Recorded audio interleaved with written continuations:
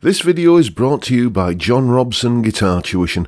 If you enjoy the content, please consider supporting the channel by enrolling on a course, purchasing some guitar lessons or a t-shirt, or you can join my Patreon. Now, on with the show. Hello chaps, welcome once again to John Robson Guitar Tuition. As always, I do hope you're well.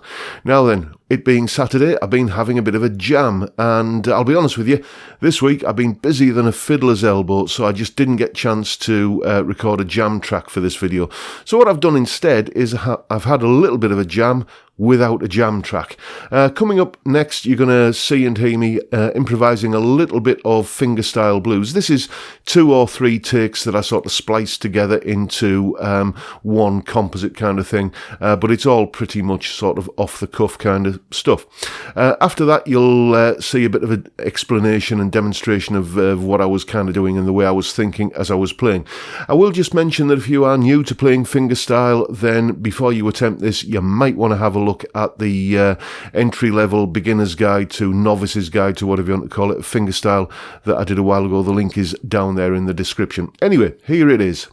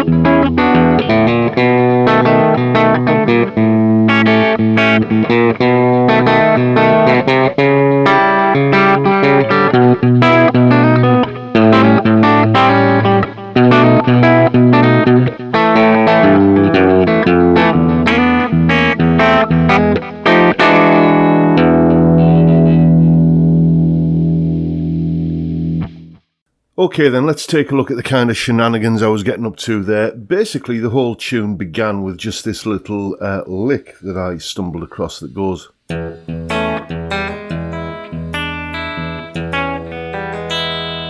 like that. That's just a lick based around an E7 chord.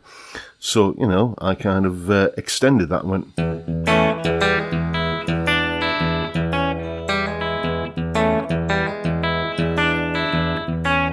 like that, and then eventually you've got to move up to the 4 chord, so that's an A7, so I just played an A7 shape like that, and I know that this shape here is also up here, if you look at this A7, you've still got that kind of shape existing inside that chord, so just join them chromatically. And then back to, and then up to the 5 chord, the B7, then into an A7, and then just little blues licks like that to connect me back to. Then just walk down from this B chord here, like that, just with putting a little snatch of the B chord on there. Next 12 bars, basically a similar kind of thing really, just a little variation on the lick. Instead of like that, I'm going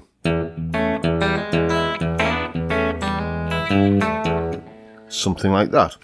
And then when it goes up to the 4 chord, I'm just playing basically thirds until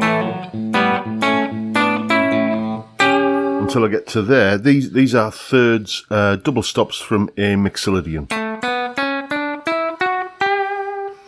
which is the scale you would have with a A7 chord, and I'm just kind of harmonising that in thirds as I go up the G and D string, just keeping the A bass note going on underneath, so you get. And then you got this little tritone here, this C sharp and G, which is kind of at the heart of a dominant 7th chord. You're getting that that dissonance between the major third of the chord and the flat 7th, and you stick the root note underneath that, and you get something that's very evocative of that chord. You know, that sounds essentially like that chord, just a concentrated version of it. And then after that, we're back to the, then, you know, 5 chord, the B7, and then again just some double stops from A mixolydian. This time I'm using 6th, which just implies that A7 chord with the A root note underneath, and then, you know, just a standard little kind of blues scale, blues turnaround thing, like that. Then we go into, I think this is the next chorus. Again, when I've just used that tritone thing up here, so I decided to use it again and get something like this. Again, I've got the E root note, then I've got the G sharp and the D, the major third and flat 7th of the E7 chord, just kind of going away on top of it, which creates the E7 sound. And the interesting thing is, when you drop that shape, that G sharp and D, down a semitone, it becomes a G and a C sharp, which are the 2 tritone notes out of an A7 chord. So I've just got to move my thumb there to the A note on the 5th string, and I can do, and then back to the E7. Then once again, something like that I played on the B7. Again, you're getting the tritone quite strongly in there, the A to the D sharp, the major third and flat 7th of a B7 chord. Then an A7 lick of some kind that I can't remember what I played, and then, you know, another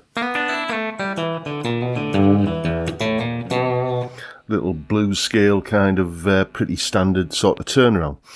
Then I do a chorus where I'm just doing like a walking bass line, which is the sort of thing that you'd probably hear on like Pride and Joy by Stevie Ray Vaughan springs to mind, and it's just that, and I'm just putting a little snatch of the B and E strings in between that on all of the kind of offbeats. So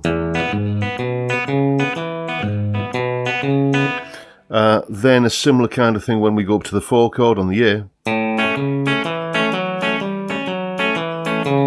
and then back to walk up to the 5 chord, and then just kind of cheating a similar kind of thing out of that.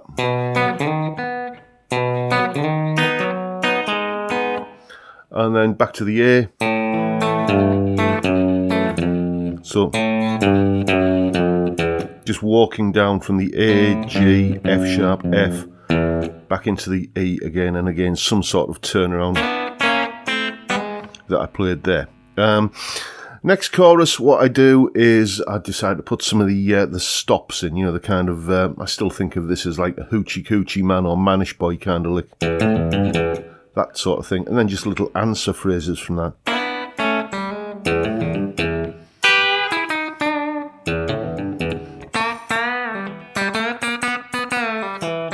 And then into like, when it goes up to the 4 chord, then just a standard little kind of blues shuffle thing, really.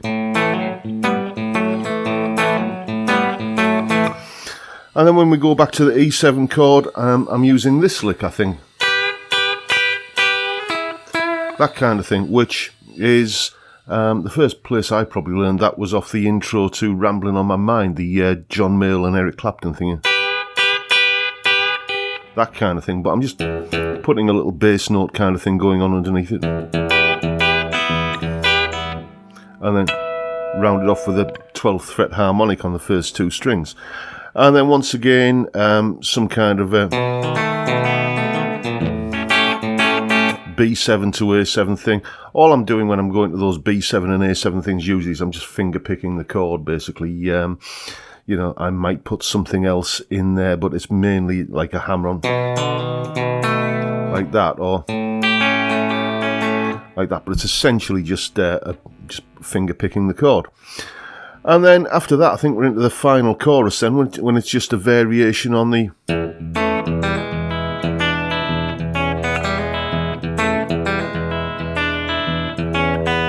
that kind of thing that we started off with. And that pretty much wraps up what's going on in this little fingerstyle blues thing.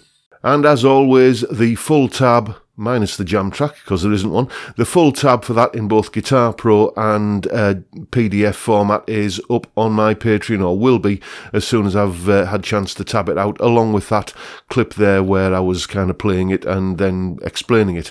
And as I say, it's only $3 a month, and you get all of these additional kind of things that go along with these YouTube videos. So thank you to everybody who supports me on Patreon, and thank you in advice if you're thinking of doing the same. And that's pretty much it for today, folks. Hope you've enjoyed the video and found it useful. If you have, please hit the subscribe button and the notification bell if you haven't already done so, and why not give me a like while you're at it. If you're interested in supporting the channel, all of the links are in the description. You can join the Patreon, you can enroll on courses, you can do all manner of things to help me keep the lights on around here. And as I say, thank you in advance if you're thinking of doing that, and thank you very much if you already are. And with that, I'll bid you all a good day and say thank you so much for your time. Thank you for watching. Stay well, folks, stay safe, and above all, stay sane. Bye for now.